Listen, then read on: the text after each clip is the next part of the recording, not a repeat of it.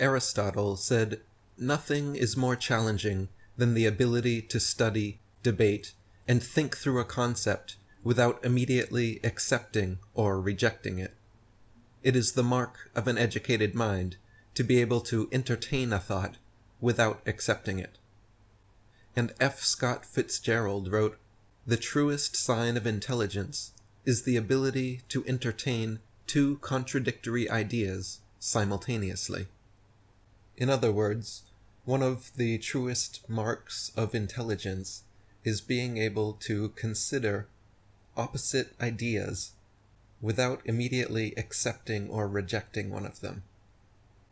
Every issue has at least two sides, usually three sides or more.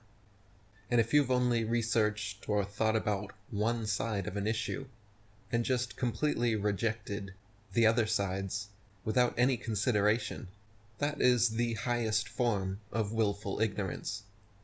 In my experience, this is the main dividing factor between the two types of people you come across when discussing flat Earth or other conspiracy-type subjects. In school, as children, we're presented with the globe heliocentric model and told it is absolutely true and correct and proven beyond any shadow of a doubt, and everyone has known it for hundreds or thousands of years, and only your stupid, ignorant ancient ancestors believed that the Earth was a flat, motionless plane. So, once you hear that, the vast majority of students will never consider that there could possibly be any other side to this story, because we've been told there isn't. But in reality, there are other models of the Earth. The globe is not the only possible shape of the Earth that people have believed in or found evidence for. For thousands of years, people had plenty of evidence for and believed in a level stationary plane Earth. So there are two sides to this story. And in fact, there's more. Some people believe in a concave Earth. Rather than a convex sphere, they believe you're living inside a sphere. So there's three sides of the story now. And if you want to do your due diligence and actually find the truth, instead of just being willfully ignorant and pretending other options don't exist, other evidence isn't out there, the truly intelligent person, the true detective, the one who is going to get to the truth, must examine all sides of the story, must look at all evidence, and do so with an open mind, skeptical, critically thinking, not with a foregone conclusion full of ego, assuming they already know the answer to be whatever they were first told. No, you have to actually do your due diligence and research it. Research everything they say about the globe, everything they say about the flat Earth, everything they say about the concave Earth. Only then can you come to a truly educated and intelligent decision. The vast majority of people in the world have never looked into the evidence for a flat Earth. They were told it is convex, and they believed it. Now that the flat Earth renaissance is kicking off, and people are challenging their friends and family members about their previously held beliefs, there's becoming a clear dividing line between the two types of people out there. The first type is so sure of whatever they were first taught and told and believed that they cannot even for a second hold in their mind the possibility that what they were taught could be wrong. And along with this unearned confidence they have in their ignorance, usually comes quite the ego. People who are able to entertain opposing ideas without immediately accepting or rejecting them do so with a level of egolessness, because they are withholding judgment for days, weeks, months, while they consider opposing ideas. truly intelligent people need to be able to consider opposing ideas for days, weeks, or months without judging, without making a decision, to be able to adequately consider all the evidence. If you just find the first piece of evidence and immediately make your judgment, how reliable can your judgment be? Imagine a judge who, rather than listening to the entire body of evidence over days of a court proceeding, just listens to the first piece of evidence given by the prosecutor and immediately smacks his gavel down and says guilty. That is what the globe defenders are doing. These people have not even considered or researched the flat earth side or the concave earth side. Or, there's other stuff, this square earth. There's people that believe the earth to be many different things. And it's disingenuous to just go along to get along with whatever you were told as a child. And you hear this all the time from globe believers. They'll come to you and say, if you were given proof of the globe, undoubtable proof, then would you change your mind and believe in the globe? Well, yeah, of course we would. All flat earthers would. And all flat earthers have gone through that process to become flat earthers, because we were all taught the globe and believed it as children, just like you. The only difference between current flat earthers and current globe earthers is flat earthers actually did their due diligence in researching and then changed their mind based on that evidence. Globe earthers have not done that. So there is a precedent to say that, of course, flat earthers, if presented with adequate evidence, are able and do change their minds based on that evidence. However, globe earthers, there is no evidence that they will ever or could ever change their mind, because they haven't. They still believe the first thing they were taught as little children, and instead of diligently researching the opposite side of the story, and, as Aristotle said, holding opposite ideas simultaneously, being the mark of true intelligence, no, they can't do that, because their heads are so full of ego that the second they hear somebody believing in such a silly, stupid idea as a flat earth, they jump at the opportunity to shit all over them. Their ego just jumps up and down with joy that there's somebody in this day and age that actually thinks the earth is flat. But I remember everything that I was taught in 3rd grade science class. So if it's the mark of true intelligence to be able to hold opposite ideas simultaneously without deciding, it must be the mark of true ignorance to immediately start mocking someone who tries to give you evidence for the other side of the argument. Now, if you're one of these globe defenders listening to this, because maybe a friend of yours sent you this, have you ever considered that maybe you could be wrong? Even if you feel supremely confident that the earth is a globe, what is it inside you that needs to mock and belittle others who are skeptical and questioning this supposed fact? What is it inside you that feels the need to smirk and sneer and roll your eyes at someone for simply looking into an idea that you don't know about, an opinion that you don't hold? Is it really that hilarious? Some of these people have been laughing for like 7 or 8 years now. The joke's old, man.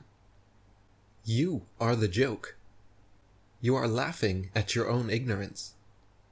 There's becoming a clear divide now between people who are truly open-minded, skeptical, critical thinkers, and people who have so much hubris and ego and are so narrow-minded that they can't even for a second entertain an opposing idea. These people are unable to control themselves and just lash out at anyone trying to offer them a different opinion. So you've got these two types of people on the flat earth.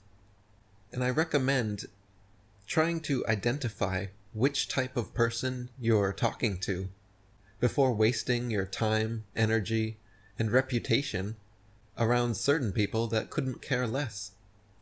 If you identify someone as being an open-minded, skeptical, critical thinker that's able to entertain opposing ideas simultaneously without instantly judging, well, then you've got a good friend. And you've got someone you can talk to about just about anything without having to be worried. So this is a good filter, not just for flat earth or conspiracies, but for truly intelligent people. And truly compassionate people. It takes a level of egolessness, it takes a level of compassion to be able to sit down and listen to someone who has what you believe to be a completely crazy idea, but to do so patiently and without interruption or sarcasm or mocking. You can still ask all the questions you want to ask of your flat earth friends. We want to talk to you about this subject. We're just tired of the attitude. We all know how much the mainstream media lies, and how many things throughout history have turned out to be different than when they were first presented to us. So can we stop acting so holier than thou and high and mighty about this particular subject? Especially those of you who haven't even read a flat earth book. People like myself have read upwards of 50 flat earth books. If you haven't even read one, and you want to laugh and mock based on your ignorance, you're basically putting up a brick wall between us so that we cannot communicate.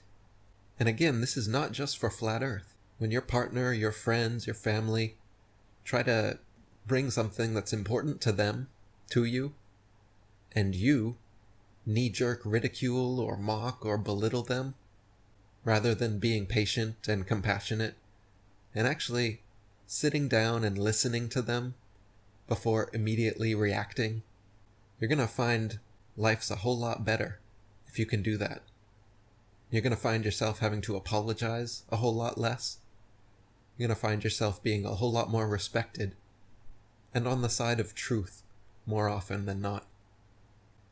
Anyone that comes at you with sarcasm or mocks you or ridicules you is not ready and not worth your time and energy.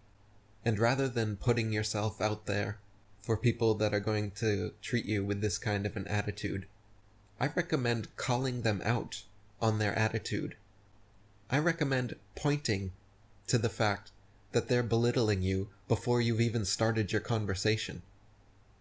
I recommend changing the conversation to their ego, changing the conversation to their reaction to what you've said.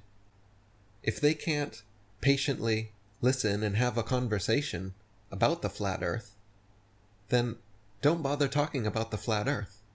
Talk about the fact that they can't talk about the flat earth. Talk about the fact that they can't hold two ideas simultaneously in their head without immediately judging and mocking one of them. Talk about the fact that they're so willfully ignorant that they can't even do their due diligence long enough to find out if they've been lied to. Talk about the fact that you've got better things to do than get an attitude from someone you're trying to help. And don't waste your time trying to give them evidence or proofs or debunk their claims or get into fire wars back and forth about gravity and Coriolis forces or whatever. It's a complete waste of time for these types of people. These types of people just want to argue. They just want to be right. Their egos are like Swiss cheese, so full of holes that they are grasping onto their need to be right. And what they've found is the flat earth, the most ridiculous thing in the world for someone to be wrong about. So they come running over with glee because they think they've found the stupidest people on earth that now they can make fun of endlessly. If you notice your average globe believer, the ones full of ego and giving you attitude when you talk about flat earth, oftentimes these were the teacher's pets the big nerds, the brown nosers. And what they're doing is they think they've found the dumb person in class, and they get to show up how smart they are. They get to regurgitate everything from this lesson. You can see it in their eyes and their energy. They get all excited and giddy. They're so happy that you believe something so stupid, and they get to be the smart one. So rather than just sitting there feeding their ego by allowing them to think they're being the smart one, I recommend when you identify one of these willfully ignorant, egoistic ignoramuses, change the conversation from trying to even discuss the flat earth to discussing their willful ignorance, their cognitive dissonance, and their ego's lack of ability to engage in adult conversation, and then move on. Don't waste any more time than that with these people. Leave them to their globe Earth echo chambers, while the rest of humanity gets on with enlightening themselves. Eventually, and it's coming to that point, there's not going to be anybody left listening to them. All their friends are flat earthers now. I was just contacted by a very prominent non-flat earther who everyone around him, all his friends, family members, people he respects, are becoming flat earthers now, to the point that he is finally opening his mind to the subject, and finally stopping this attitude that he's had for so many years, instantly rejecting and belittling anyone who claims the earth is flat. And that's encouraging, and props to him. I would really like to see more of that from these globe earth zealots. A little bit of humbleness. We all had to do it. Us current flat earthers, we all had to humble ourselves to the fact that we were lied to. And first, just to the fact that maybe we were lied to. That's the first step. That's the step we all took. That's all we're asking. Those of you who think you're being so scientific, that's how you do science. Skepticism, critical thinking, looking into all sides of the argument, doing actual experiments, gathering empirical data. This is what flat earthers are doing, while globe earthers are just regurgitating what they learned in their grade school textbooks, with a big smirk on their face. So if you recognize yourself in this, if you have mocked or belittled friends or family members for talking about flat earth or other conspiracy subjects, consider trying a different approach. Let's have a real conversation. Globe earthers keep saying they want to debate, like we're arguing about what color to change the White House to or something. That would be a debatable subject. The objective, empirical, measurable shape of the earth beneath our feet is not a debatable subject. And people who want to begin the conversation this way are being disingenuous and closed-minded. We don't need to debate the globe versus the flat earth.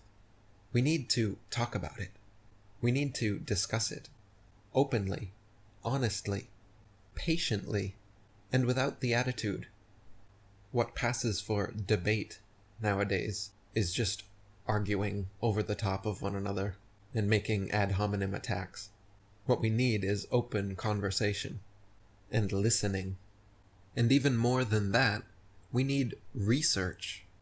If you haven't actually read an entire flat earth book or watched a full flat earth documentary with an open mind, you really have no right to your holier-than-thou mentality, and it would be awesome if you could humble yourselves enough to do so. The last video on my channel would be an excellent introduction for those of you who haven't. The top 20 proofs Earth is not a spinning globe. It's just over an hour long. Please do me, yourselves, and the rest of the world a favor, and watch this with an open, skeptical mind. For the first time in your life, consider the possibility that your senses are true, and that your common sense and lived experience that tells you that you're standing upright on a level stationary plane with the sun, moon, and stars revolving over and around you, consider that that could be the reality, that what you experience is real. And do as Aristotle said, and hold two contradictory ideas in your mind simultaneously, without judging them. I guarantee you, if you're able to do that long enough to do your due diligence in researching the flat Earth, you, like every one of us, will become a flat earther.